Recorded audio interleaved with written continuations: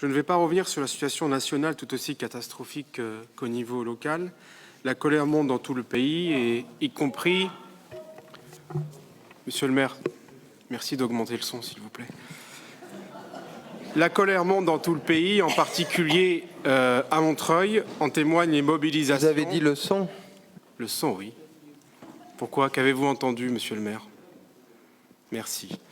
En particulier à Montreuil, en témoignent les mobilisations des Montreuillois et celles des agents qui refusent de payer la note d'une mauvaise gestion, pire, comme le disait cher Mamadou tout à l'heure, d'une gestion apparatchik qui ne vise qu'une chose, satisfaire les intérêts du Parti communiste français et de la place Colonel Fabien.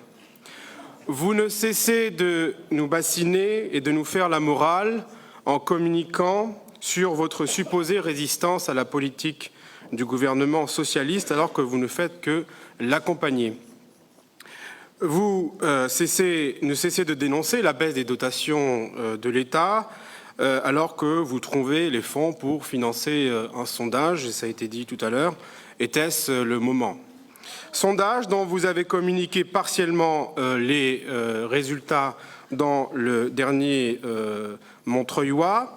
Nous apprenons ainsi que 88% des Montreuillois sont satisfaits de vivre à Montreuil.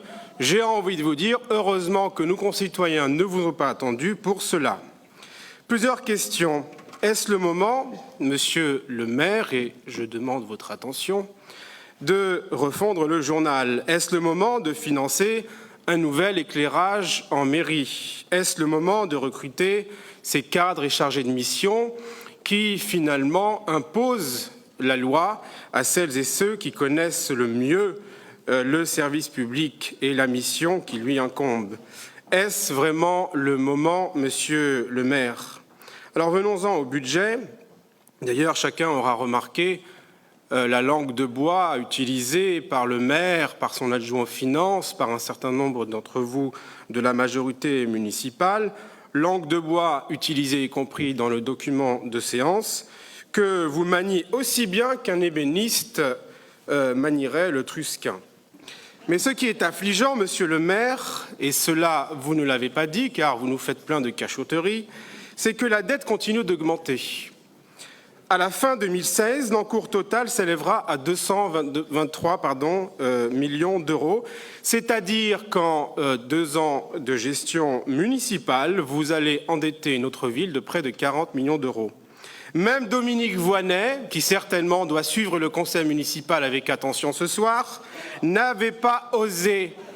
Il s'agit là d'un niveau jamais atteint et c'est important de le préciser. Alors, tous les élus sont mis à contribution, puisque chacun verra son indemnité diminuer de 5%. Nous serions ravis de connaître, monsieur le maire, et j'ai déjà eu l'occasion de faire cette demande par mail, de connaître le montant total des indemnités de certains élus qui, sans scrupule, cumulent avec le SIAP, avec le Seine-Grand Lac, avec le conseil départemental, avec Est Ensemble et avec leur activité salariée, frôlant ainsi les 10 000 euros par mois. Vous excluez toute augmentation des impôts en oubliant, non pas en oubliant, en cachant la vérité aux Montreuilloises et aux Montreuillois, puisque le conseil départemental a voté courant du mois de mars dernier une hausse de 9,5% de la taxe foncière, alors que M. Molossi la vote, pour le coup, c'est normal puisqu'il est fidèle à sa famille politique, le Parti socialiste.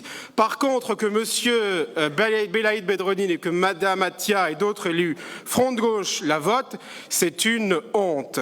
Et donc, Monsieur le maire, vous matraquez avec vos élus la justice sociale. Nous vous le concédons, monsieur le maire, la situation nationale est désastreuse et que les collectivités territoriales qui constituent le dernier maillon de la chaîne payent le prix fort.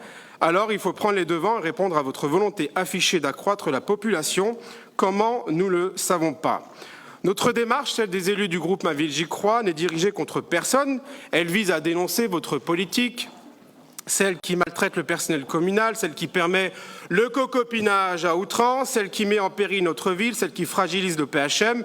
Et je veux avoir une pensée ce soir pour les locataires et riverains du Bel-Air qui, depuis plusieurs mois, dénoncent vos pratiques et surtout les conséquences désastreuses des récentes réhabilitations. La colère monte au sein du personnel communal et vous le savez, monsieur le maire et monsieur Molossi, à tel point que vous restez de marbre, et c'est encore la preuve ce soir, face à leurs revendications. Tout à l'heure, madame Bernard a rappelé les conditions dans lesquelles... monsieur Ramani. Je vais conclure, dans les conditions dans lesquelles ils sont traités. Nous continuerons à dénoncer tout cela, et ce malgré vos multiples tentatives d'échouer d'isoler notre groupe ou le comité des citoyens montreuillois. Nous sommes et resterons fidèles à la confiance des Montreuilloises et des Montreuillois. Et pour toutes ces raisons, nous ne voterons pas ce budget. Je vous remercie. Merci beaucoup, monsieur.